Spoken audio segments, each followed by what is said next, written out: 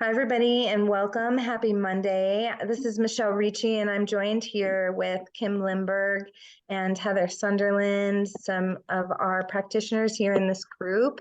And boy, oh boy, it's week 2, and maybe some things are coming up. So we thought we would talk today about food and recipes and some things that might be coming up around those things right now. So I'm going to go ahead and share my screen with you and open the food resource guide that you got in your welcome email. We're just going to go over it really quick and talk about why some of this is important to remember. We're trying to create an alkaline state in your body and really remove the toxins so that your cells can be hydrated and nourished, and you really want that cellular nourishment. So food can either promote health or fuel disease. So what we're doing is we're rehabilitating the digestive tract, and we're giving your body a chance to come back into homeostasis. And when you do that and you really pay attention to the things that you're consuming and how you might inadvertently be ingesting hormone disrupting pesticides and chemical food additives, or sprays from industrial agriculture, it really sets you up for success. So in this guide, we're going to really set you up to have the best experience you can. So we really get to look at preparing your space, and hopefully you guys did some of this stuff and you're really leaning into what it means to really reduce and lighten that toxic burden. So there's a lot of antifungals and herbicides and pesticides not only found in your environment, but it's also in the foods that we eat. Glyphosate being a big one. And so this is important. And this week, I'm really hoping that when you hear from the practitioners this week, that they're going to talk a little bit about glyphosate, its impact on health, and some of the things that they do to reduce their glyphosate and other kind of pesticide exposures. So what I recommend to people is that they print this guide out, and I'm going to show you how I use this as my shopping list. Now there's an extended food list, but for these first 30 days, you want to work towards this list so that you can easily move in and out of the flushes and the deeper colon cleanses that we have, and really have a chance to get out those mycotoxins, any other biotoxins that might be in your body, and set yourself up for some healthy habits going forward. So here we have the Clean 15 and the Dirty Dozen. This is really the most heavily sprayed, would be the Dirty Dozen. So strawberries, spinach, these are the things on this right-hand side that you always want to make sure that you're getting organic. And the things on the left are not as heavily sprayed. It doesn't mean they're not sprayed. So always organic as often as possible. It's definitely the best thing that you can do for your health. Regeneratively farmed organic is really high quality, and that's what all of our foods are here. And then organic. So just lean into this and take a look here. So what you might want to do when you print this out is, I like to circle all of the things that I do like to eat from the good to go list. And I put a star next to the things I haven't been able to eat, but that I like to eat, but I haven't been able to eat. And this is how I recommend my clients go through this list. And then you can use that as a shopping guide and find some interesting recipes that we can help you substitute maybe things that aren't on this list to make delicious meals. So good to go. Also, there's some teas and some herbs and spices, and these are mostly here because they are very alkalizing and help with the gut health connection, gut-brain connection. So I'm just going to talk about the Proceed Slow list for a second. Dried fruits, gluten-free grains, these things should always be organic and rinsed a lot of times because they're still grains, they're still stored. Some of them might be even dried with decanting agents, even when they are organic. So you just want to be careful because some of these things are harder to digest. And as you're going to hear from Heather and maybe even Kim, some of these things like the cruciferous foods or the root vegetables or the nightshades can can be okay during different times, especially if you know that you don't have an issue with them. And then, of course, the definitely no list. So these are things we're going to want to avoid because we're removing opportunistic bacteria and parasites from the system. So another thing to be cautious of and just remember on this list is how you're combining foods. And this is just going to help your gut rehabilitate. So you're not giving it a lot of complex instructions and things to do. So we show you how to combine foods so that your digestive tract is set up for success and has the best possibility of rehabilitation. And then lastly on this list is mycotoxins in food and what has the highest amount of mycotoxins, which may be one of the biotoxins that you were impacted by. So I'm going to stop sharing about this, and I just want to talk for a moment before I pass the mic here about what might be coming up for you this week. You know, when parasites have been with us for a long time, they've been with us since, you know, your mother was in utero. They come through your mother's digestive tract through to you while you're in utero. And they've been there for a long time and they almost have a personality. They really want to protect their species, especially when we start doing this work. And so they send signals to your brain that you are still hungry or you need more food, or and that can be really tricky in this week. And it can make you hangry and it can make you believe that you're not being nourished. But just know that the way that we're delivering you this nutrition therapy, we are nourished on a cellular level and we're getting all the nutrients that we need. As a matter of fact, in one round of nutrients, you get 97% of your daily nutritional needs. Most of us here are taking these nutrients 2, even 3 times a day. So just imagine how much nutritional value you're actually getting. So when you think about that, you can help interrupt and redirect those bugs and remember that you're okay. And you can eat an unlimited amount of all the beautiful, nourishing, wonderful things that are on the list. So you're going to take these first 30 days is really about, for some of us, it might be about starting and then starting again and feeling frustrated and then starting again. And that's okay because it's a transformation in your lifestyle. And we are up against limiting beliefs, old habits, patterns, and like I said, bugs that quite frankly have a personality and, you know, want to protect their species. So you're going to hear from Heather and Kim here in a minute about their journey during this week and some things that really helped them. For me, it was about really cleaning out the fridge and only buying the things that I knew I wanted to eat to really move myself ahead and gain momentum. So sometimes I used to tell myself the same thing I used to tell my son, you know, hunger feels and tired feel the same way. My son always used to, you know, tell me he was hungry right after he ate or before bed. And really he was just exhausted, but he wanted to like chew and try and keep himself up. So sometimes I tell myself that, or I would just go take a bath or take a nap or something like that, or I would just eat more alkalizing foods.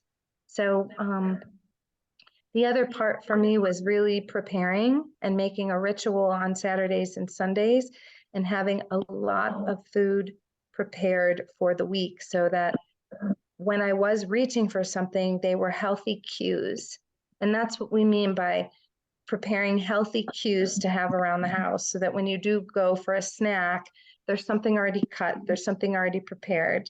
And I think the other thing that happened for me was boredom at first. And really what I realized is that I could be so creative with food. I was just never taught it. So at the beginning, I was telling myself that I was bored. And when I had a conversation with my coach about it, I realized that there were so many resources and so many ways that I could be creative.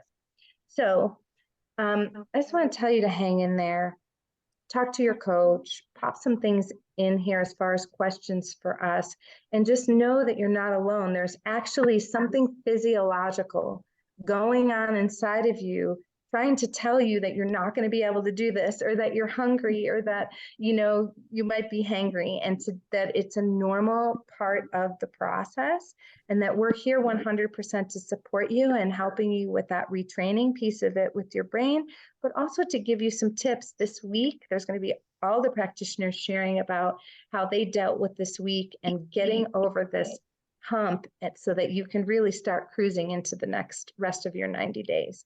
So with that, I'll pass it over to Heather and have her share with us her experience. Thanks, Michelle. That was like a lot of really good information. Thank you. Yeah, when I got started, I was only on 10 foods and couldn't do any fruit, we weren't doing grains, but couldn't do grains. And I was eating mostly keto, meat and fat, and like 3 vegetables. So I remember Michelle was my coach, calling her crying because I was just so hungry. And so limited even on the shake. I started on 1 tablespoon of shake, so I wasn't at that point where I was getting all those micronutrients yet. So I did the best I could. I was far from perfect. I did not do a great job with food combining. I did a lot of the things I could eat, a lot of the salads and vegetables I could eat. And in the beginning, it was a process moving away from meat as my gut started to heal and I could add in more fruit. I did. But it was just very gradual. Every few days, I was adding in a new fruit and just a small portion. And as that grew, by the end of the month, then I was totally off meat. So it was a process for me. And I would just encourage you guys to just stick with the process, be gracious to yourself, pat yourself on the back for all the changes you're making, and just lean in for support, lean in to the person who signs you up if you need support and help. We're really here to help you because we've been on the journey and it looked different for each of us, but we want to see you have success. And with that, I'll pass it to Kim. Well, thank you, Michelle, and thank you, Heather, for sharing. For me, I was so sluggish because prior I was eating more of the meat and fat and vegetables. And I got very bored with that. And I just felt very, very tired and sluggish. So when I got on Purium, I was so darn excited. And when I started, buying fruit and eating fruit, my body just felt amazing. And I was able to take in these nutrients at the full level. So I didn't start low and slow. I just kind of jumped on in and I didn't have to cook. So that was really, really exciting for me. But I started in the winter, in the dead of winter where it's cold outside, and now I'm eating fruit. And there was just not a lot of selection. So I was buying apples because there wasn't really a lot of selection. And I got so bored after a while. I was like, if I saw one more apple, I was like, if I have to eat one more apple, I'm going to throw these apples out the window. So what I started to do was I started to get and be a little more creative, because you kind of have to. And I didn't, and being in the dead of winter doing this, it's cold and I don't feel like I should be eating cold food constantly out of the refrigerator. So I would look for frozen fruit, and I would either take some out and put it in the fridge so it wasn't so cold for the morning, or what I would do was, just to have more variety of fruit, I would warm it up, not cook it. I just would warm it up a little bit just to take the chill out in a pan or a pot. And that was how I was able to really just sustain during the winter, where that I find just eating a lot of cleansing foods can be a little, hard to do. But we always have, if depending on where you are and what level you're starting at as well. So some of you aren't doing all raw, some of you might be doing some raw and cooked, but wherever you are fine. Just know that, yes, I was not perfect at food combining at all, because I do like fruit and fat together. It's just a great combination. But I still got excellent results. So just know that, you don't have to be perfect. And just just do this. It just, every day, just take it and enjoy just what you can find out in your grocery stores, health food stores, Costco even. And that's what I did, and that's how I was able to get through. And then the summer came, and then I was able to eat a lot more variety of food. So, but yeah, just be kind and gentle with yourself. And you don't have to be perfect. You can tell that Michelle and Heather and I, we weren't perfect at this, for sure, but it made such a huge difference in how I was feeling and how I was able to see just incredible things happening within my body as I was getting rid of toxins. So that's what I wanted to share. Thanks so much, Kim and Heather. And yeah, it takes some time. What we want you to get is that there is a reason to combine foods in a certain way. When we're rehabilitating your gut, especially in these first 90 days, and when we go deeper into the colon cleanse, we want you to be combining things in a certain way. But really, these first 30 days, you can hear Heather and Kim's story, and even my story. It took a few minutes to really it took these first 30 days to get to a place where we were really understanding why we were eating foods in a certain order and why we were eating them separate from other kinds of food. And it's one thing to understand it, and it's another thing to understand it in your body and to really embody it. And I think the one thing that I really would love to leave you guys with today is why we eat fruit first during the day. And I'm just going to give you a very simple explanation of why fruit gets eaten by itself and why it gets earlier in the day. And that's because it digests so quickly. And when we eat fruit with or after certain foods, especially if they're harder to digest, like a vegetable is harder to digest than fruit, but then grains are harder to digest and oils are harder than that, and then meat. So what happens is that fruit digests in 20 minutes, it goes through the digestive tract. But if it's sitting on something that takes an hour and a half or 2 hours or 5 hours to digest like meat, it's going to ferment while it's waiting. And that causes and adds and exacerbates dysbiosis or gas or bloating or brain fog or headaches. And so, these are the reasons why we want you to really take these first 30 days, consider that some things that might be coming up are detox, that your bugs might really be talking, and that if once you get over this hump and you really start cruising with the schedule, with the foods, the way that we have it set up for you, that you're actually going to start peeling layers and get some momentum going where you're really going to understand it inside your body. So just hang in there, ask lots of questions, take time to start moving the grains out. If you're going to have grains, have high quality grains, have less higher quality grains earlier in the day, only pair them with vegetables.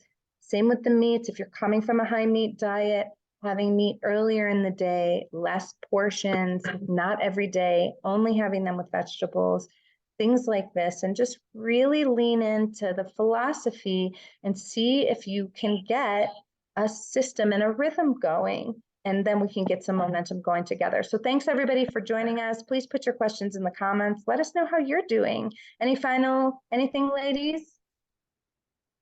No? Okay, well, we'll see you guys soon. And I think this week we're going to be doing lots of recipes for you guys in the group so that you can see what we all do.